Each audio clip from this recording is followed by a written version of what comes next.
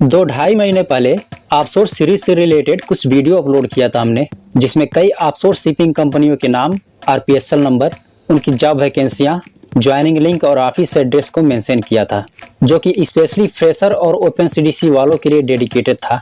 अब इस चैनल पर अपने बेसिक वीडियोज के साथ साथ एक ऐसे एरिया से रिलेटेड एपिसोड शुरू करने जा रहे हैं जिसमें मेराइन एजुकेशन फ्रेशर या एक्सपीरियंस कैंडिडेट्स, सी जॉब एक्सपीरियंस वाले ओपन सीडीसी होल्डर्स और लैंड जॉब के एक्सपीरियंस वाले ओपन सीडीसी होल्डर्स, लड़के या लड़कियां शिप पर जॉब पाकर अपने प्रोफेशनल कैरियर को अपग्रेड करके लाइफ को हाई लेवल पर ला सकेंगे।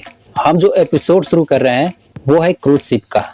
एक क्रूज शिप पर सैकड़ों की संख्या में क्रू कर्मचारी जॉब करते हैं, जो कि कई ट्रेड से आते हैं, जैसे कि डेक डिपार्टमेंट के लिए ओएस और एबी से लेकर fireman, safety officer, carpenter, welder, fitter, AC fridge technician, electrician, engine department के सारे रैंक्स, कुलिनरी जॉब्स, फोटो और videographers, hospitality jobs, medical, fashion और बुटीक, बारटेंडर, कैसीनो, संगीत और मनोरंजन के jobs, cooking, food and beverage के जॉब्स, फ्रंट ऑफिस रिसेप्शनिस्टों से लेकर इत्यादि ट्रेड के जॉब्स।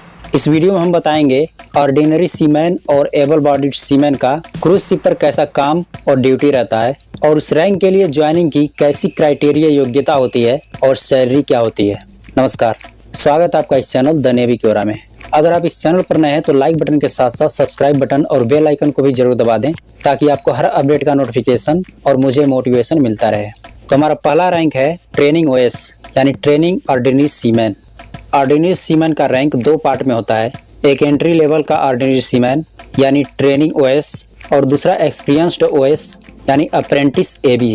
डेक डिपार्टमेंट में ट्रेनिंग लेवल का ओएस की ज्वाइनिंग के लिए कोई एक्सपीरियंस की ज़रूरत नहीं होती है, बस कैंडिडेट्स का उम्र 18 से 21 साल के बीच होना चाहिए, कोई वैलिड सीडीसी, पासपोर्ट, वीज़ा या वर्क परमिट होना चाहिए और कम्युनिकेशन स्किल्स यानी इंग्लिश तगड़ा होना चाहिए। ट्रेनिंग ओएस का काम डेक एरिया में एबी और बोसन की देखरेख में सफाई, मेंटेनेंस, चीपिंग, ग्राइंडिंग, पेंटिंग इत्यादि का काम रहता है। सैलरी औसतन $600 से $800 के बीच रहता है, और वो भी कंपनी और शिप पर डिपेंड करता है। दूसरा रैंक है ऑर्डिनरी सीमैन यानी ओएस। ओएस का रैंक एक तरह से एबी पोजीशन का अप्रेंटिस का रैंक होता है। ओएस रैंक का रिक्वायरमेंट है उम्र कम से कम 18 से 21 साल के बीच होना चाहिए, इंग्लिश में अच्छे से लिखना, बोलना, पढ़ना और समझना आना चाहिए। ओएस या डेक हैंड के तौर पर ऑन बोर्ड शिप पर कम से कम 6 महीने का एक्सपीरियंस होना चाहिए, एसटीसीडब्ल्यू के सर्टिफिकेट होने चाहिए, सीडीसी, पासपोर्ट और वीजा वर्क परमिट होना चाहिए। बहुसांस्कृतिक माहौल में काम करने की योग्यता होनी चाहिए, दबाव में भी काम से पीछे न हटने की दृढ़ता होनी चाहिए। एक ऑर्डिनरी सीमैन की सैलरी नॉर्मली 1000 से $1500 के बीच रहता है, वो भी शिप और कंपनी पर डिपेंड करता है। इससे ज़्यादा भी हो सकता है, लगभग $1800 तक हो सकता है। नेक्स्ट रैंक है एबल बॉडीड सीमैन यानी एबी की। एबी रैंक के लिए रिक्वायरमेंट्स है एसटीसीडब्ल्यू का सर्टिफिकेट, सीडीसी और पासपोर्ट, इंग्लिश में अच्छे से लिखना, बोलना और पढ़ना आना चाहिए, डेक हैंड, ओएस या इसके समक्ष किसी पद पर 1 साल का एक्सपीरियंस होना चाहिए, डेक वर्क और व्हीलिंग की जानकारी होनी चाहिए, टीम वर्क की भावना और साथ काम करने वाले कर्मचारी और गेस्ट के लिए रिस्पेक्ट होनी चाहिए। ये तो बेसिक योग्यता की बात हो गई।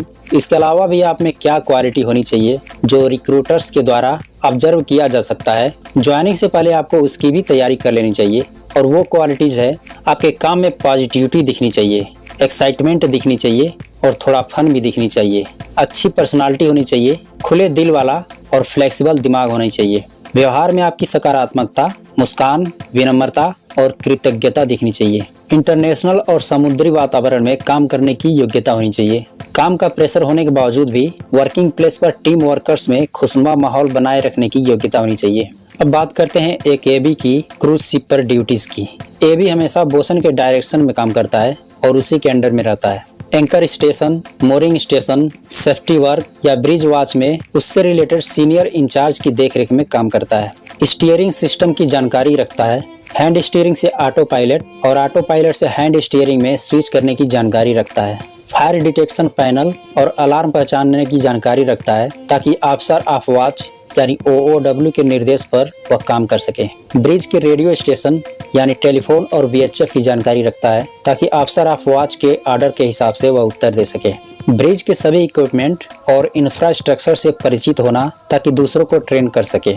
एबी का ड्यूटी डेक वर्क में बोसन के अंडर में रहता है और ब्रिज में ऑफिसर ऑफ वॉच के ऑर्डर को फॉलो करता है। पोर्ट पर या एंकर में जब जरूरत हो तो वह गैंगवे पर ड्यूटी करता है। साथ ही safety work, life saving appliance, life boat, life raft और रेस्क्यू बोट को लॉन्च करने की भी जानकारी रखता है। एक एबी की सैलरी औसतन 1500 से लेकर $1800 के बीच रहता है और कंपनी और शिप के हिसाब से इससे ज्यादा भी हो सकता है।